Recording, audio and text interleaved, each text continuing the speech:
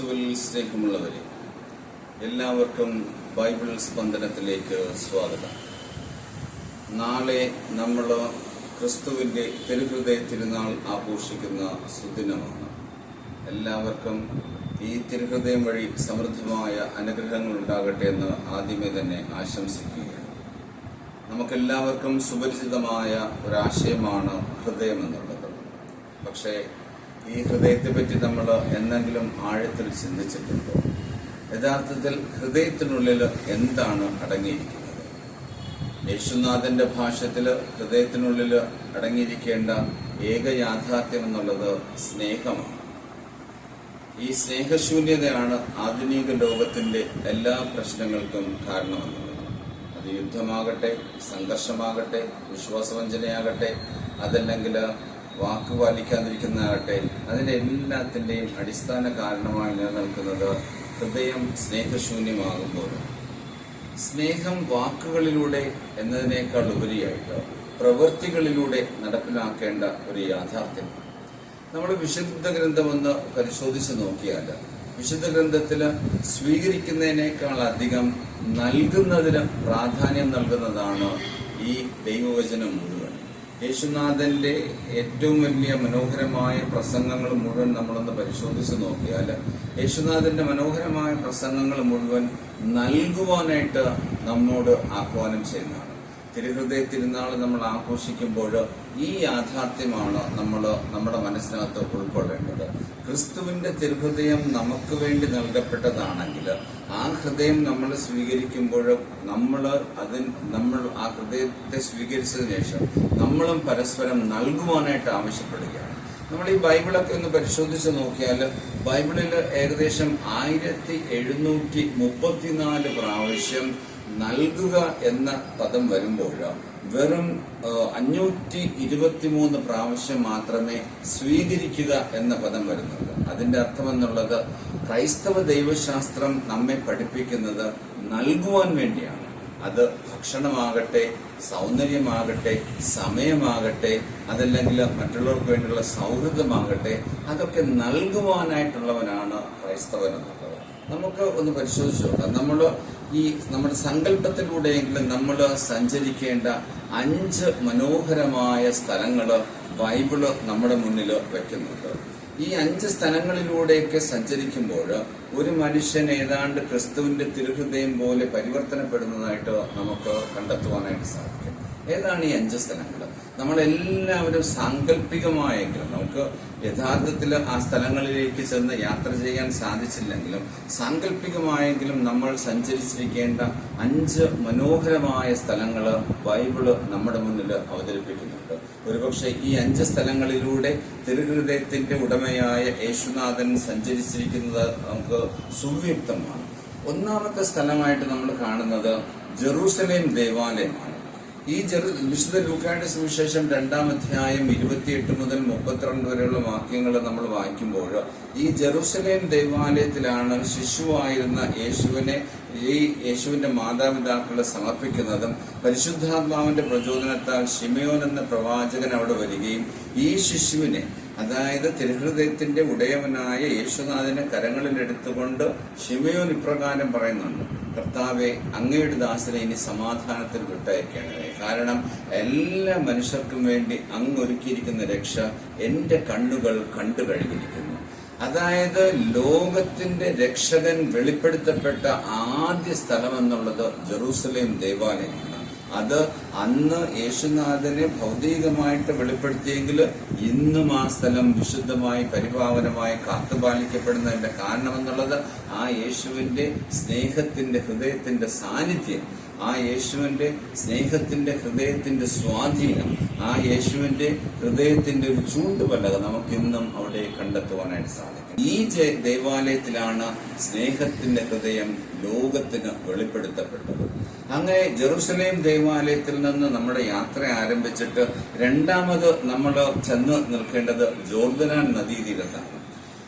സ്നാപക യോഹന്നാൻ, യേശുനാഥന് വഴിയൊരുക്കുവാനായിട്ട് കടന്നു വന്ന സ്നാപക യോഹന്നാൻ തന്റെ തീക്ഷ്ണമായ വചനപ്രഘോഷണങ്ങളിലൂടെ സർവ്വജനങ്ങളെ മാനസാന്തരപ്പെടുത്തി ജെറുസലേം ജോർദാൻ നദീതീരത്ത് കൊണ്ടുവരുമ്പോൾ ഈ യോഹന്നാനെ പോലും അമ്പരപ്പിച്ചുകൊണ്ട് യോഹന്നാൻ സാലിം പ്രദേശത്ത് ജ്ഞാനസ്നാനം നൽകിക്കൊണ്ടിരിക്കുമ്പോഴാണ് യേശുനാഥനും ജ്ഞാനസ്നാനം സ്വീകരിക്കുവാനായിട്ട് ജോർദാൻ നദിയിലേക്ക് വരുന്നത്.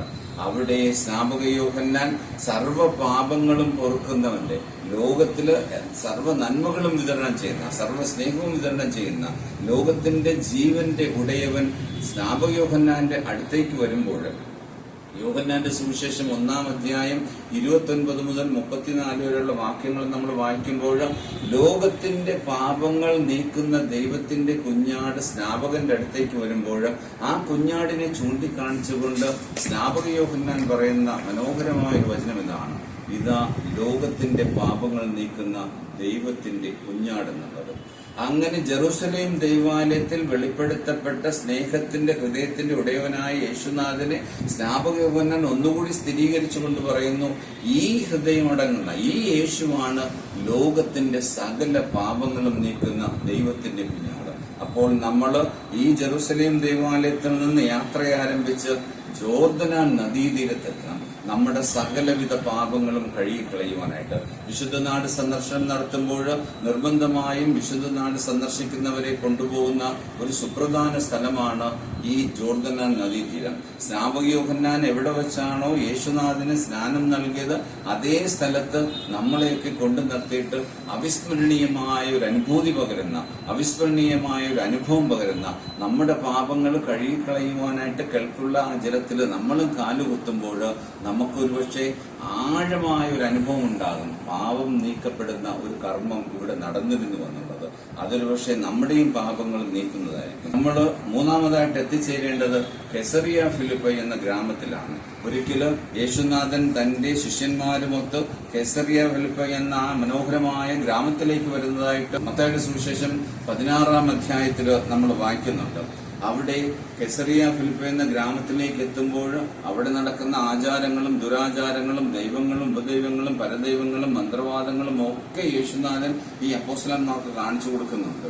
അങ്ങനെ ഈ സർവ്വവിധ മന്ത്രവാദങ്ങളും അന്ധവിശ്വാസങ്ങളും അവിശ്വാസങ്ങളും അടങ്ങുന്ന ആ കെസറിയ ഫിലിപ്പൈ ഗ്രാമത്തിൽ ഇതെല്ലാം കണ്ടു കഴിഞ്ഞ് യേശുവിന്റെ അടുത്തേക്ക് മടങ്ങി വരുന്ന ആ അപ്പോസ്തലന്മാരോട് യേശുനാഥൻ ചോദിക്കുന്ന മനോഹരമായ ഒരു ചോദ്യം വിശുദ്ധ മത്തായി തന്റെ സുവിശേഷം 16-ാം അധ്യായം 16-ാമത്തെ വാക്യത്തിൽ എഴുതിയിട്ടുണ്ട്. നിങ്ങളിതെല്ലാം കണ്ടു കഴിഞ്ഞു, ഞാൻ നിങ്ങളോട് ചോദിക്കുകയാണ്, ഞാൻ ആരാണെന്നാണ് നിങ്ങൾ പറയുന്നത്? ഓരോ മനുഷ്യനും വ്യക്തിപരമായി യേശുനാഥനെ പറ്റി നടത്തേണ്ട ഒരു സാക്ഷ്യത്തിന്റെ വാക്യമാണത്. യേശു എനിക്കാരാണ്? ഈ തിരുഹൃദയം എനിക്കാരാണ്? അല്ലെങ്കിൽ തിരുഹൃദയത്തിന് എന്നിലുള്ള പ്രാധാന്യം എന്താണ്? എന്നിലുള്ള പ്രസക്തി എന്താണ്? സർവ്വ മനുഷ്യരുടെയും പ്രതിനിധി എന്ന നിലയിൽ വിശുദ്ധ പത്രോസ് മനോഹരമായ ഒരു ഉത്തരം യേശുവിന്റെ ചോദ്യത്തിന് നൽകുന്നുണ്ട്. നീ ജീവനുള്ള ദൈവത്തിന്റെ പുത്രനായ ക്രിസ്തുവാകുന്നുവെന്ന്. പ്രിയമുള്ളവരെ, സ്നേഹമെന്നുള്ളത് ജീവനുള്ളതാണ്. മറ്റുള്ളവരെ സ്നേഹിക്കുക എന്നുള്ളത്, മറ്റുള്ളവരെ ഉൾക്കൊള്ളുവാൻ വേണ്ടി നമ്മുടെ ഹൃദയം മലർക്കെ തുറക്കുന്നതാണ് സ്നേഹമെന്നുള്ളത്. ഇല്ലാത്തവന് നമ്മുടെ ഉള്ളത് നൽകുവാനായിട്ട്, അത് സമ്പത്താകട്ടെ, ഭക്ഷണമാകട്ടെ, സ്നേഹമാകട്ടെ, വിജ്ഞാനമാകട്ടെ, എന്ത് തന്നെയായാലും അത് നൽകുവാൻ വേണ്ടി നമ്മൾ കാണിക്കുന്ന ആ തുറവയാണ് തിരുഹൃദയത്തിന്റെ തിരുനാട് നമ്മിൽ അർത്ഥസമ്പുഷ്ടമാകുന്നത്. അങ്ങനെ നമ്മൾ ഈ ജെറുസലേമിൽ നിന്ന് യാത്ര ആരംഭിച്ച് ജോർദാൻ നദിയിലൂടെ ശുദ്ധീകരിക്കപ്പെട്ട് ഈ കെസറിയ ഫിലിപ്പയിൽ വന്ന് വിശ്വാസ പ്രഖ്യാപനം നടത്തി കഴിഞ്ഞിട്ട് 4-മതായിട്ട് നമ്മൾ എത്തേണ്ട സ്ഥലമെന്നുള്ളത് സമറിയ പട്ടണമാണ്. ഈ സമറിയ പട്ടണത്തിലാണ് പണ്ടൊരിക്കലും ഒരു സ്ത്രീ വെള്ളം കോരാൻ വന്നപ്പോൾ ആ സ്ത്രീയുമായിട്ട് യേശുനാഥൻ സംഭാഷണത്തിൽ ഏർപ്പെടുകയും ആ സംഭാഷണത്തിനൊടുവിൽ വെള്ളം കോരാൻ വന്നവൾ കുടവും തൊട്ടിയും മറന്നു വെച്ചുകൊണ്ട് തന്റെ ഗ്രാമത്തിലേക്ക് തിരിച്ചുവിടുകയാണ്. അങ്ങനെ തിരിച്ചോടി കഴിഞ്ഞിട്ട് ആ ഗ്രാമത്തിലുള്ള എല്ലാവരോടും പറയുന്നുണ്ട്, എന്റെ മുൻകാല ചെയ്തികളും എന്റെ ഇപ്പോഴത്തെ ചെയ്തികളും എല്ലാം പറഞ്ഞ് എന്നില് ഒരു വിശ്വാസത്തിന്റെ തീജ്വാല ജ്വലിപ്പിച്ച, എന്നിൽ മാനസാന്തരത്തിന്റെ ഒരു തീജ്വാല ജ്വലിപ്പിച്ച ഒരു മനുഷ്യൻ ഇതാ ആ കിണറ്റിൻകരയിൽ നിൽക്കുന്നുണ്ട്, നിങ്ങളും വന്ന് അവനെ കാണുവിനെന്ന്. യോഹന്നാന്റെ സുവിശേഷം 4-ാം അധ്യായം 42-ാമത്തെ വാക്യത്തിനകത്ത് നമ്മൾ വായിക്കുന്നത് ആ ഗ്രാമവാസികൾ ഒന്നടങ്കം യേശുവിനെ കാണാൻ വരികയാണ്. അവര് പറയുന്ന ഒരു മനോഹരമായ ഒരു സാക്ഷ്യമുണ്ട്. ഇനി ഞങ്ങൾ വിശ്വസിക്കുന്നത് നീ പറഞ്ഞത് കൊണ്ടല്ല, ഞങ്ങൾ നേരിട്ട് കാണുകയും ഇവനാണ് ലോകരക്ഷകനെന്ന് ഞങ്ങൾ മനസ്സിലാക്കുകയും ചെയ്തിരിക്കുന്നു. അതുകൊണ്ട് നിന്റെ സാക്ഷ്യമല്ല, ഞങ്ങൾ തന്നെ നേരിട്ട് കണ്ടിരിക്കും. പ്രിയമുള്ളവരെ, എല്ലാ വ്യക്തികളിലും ഇത് സംഭവിക്കണം. നമ്മൾ നേരിട്ട് കണ്ട് അനുഭവിക്കുന്നതായിരിക്കണം തിരുഹൃദയത്തിന്റെ സ്നേഹം എന്നുള്ളത്. അങ്ങനെ കണ്ട് നേരിട്ട് അനുഭവിച്ചാൽ ഈ ദേവാലയത്തിന്റെ ദിവ്യബലി കഴിഞ്ഞ് പിന്നെ പുറത്തേക്ക് പോകുമ്പോൾ നമ്മൾ പഴയ മനുഷ്യരായിരിക്കില്ല. സ്നേഹത്താൽ ജ്വലിക്കുന്ന, സ്നേഹം നൽകുവാൻ ആഗ്രഹിക്കുന്ന, സ്നേഹത്താൽ മറ്റുള്ളവരെ ഉൾക്കൊള്ളുവാൻ ആഗ്രഹിക്കുന്ന പുതിയ വ്യക്തികളായിട്ട് നമ്മൾ രൂപാന്തരപ്പെടും. അങ്ങനെ ജെറൂസലേമിൽ നിന്ന് യാത്രയാരംഭിച്ച് ജോർദാൻ നദിയിലൂടെ ശുദ്ധീകരിക്കപ്പെട്ട് കേസറിയ ഫിലിപ്പയിൽ വന്ന് വിശ്വാസ പ്രഖ്യാപനം നടത്തി സമറിയ ഗ്രാമത്തിൽ വെച്ച് ആ വിശ്വാസം സ്ഥിരീകരിച്ചുകൊണ്ട് അഞ്ചാമതായിട്ട് നമ്മൾ എത്തിച്ചേരേണ്ട സ്ഥലമാണ് ഇന്ന് നമ്മൾ ഈ ദിവ്യബലി അർപ്പിക്കുന്ന ബലിവേദി എന്നുള്ളത്. അതൊരു പക്ഷേ ഇന്ന് നമ്മൾ ഈ ബലിവേദിയാകട്ടെ, ലോകത്തിൽ എവിടെയൊക്കെയാണോ യേശുനാഥന്റെ ഈ തിരുശരീര രക്തങ്ങൾ ആശീർവദിക്കപ്പെടുന്നത്, എവിടെയാണോ യേശുനാഥന്റെ തിരുശരീര രക്തങ്ങൾ ക്രിസ്തുവിന്റെ തിരുഹൃദയ രക്തവും തിരുഹൃദയ ശരീരവുമായി മാറുന്നത്, ആ ബലിപീഠമെല്ലാം നമ്മൾ സഞ്ചരിക്കണം.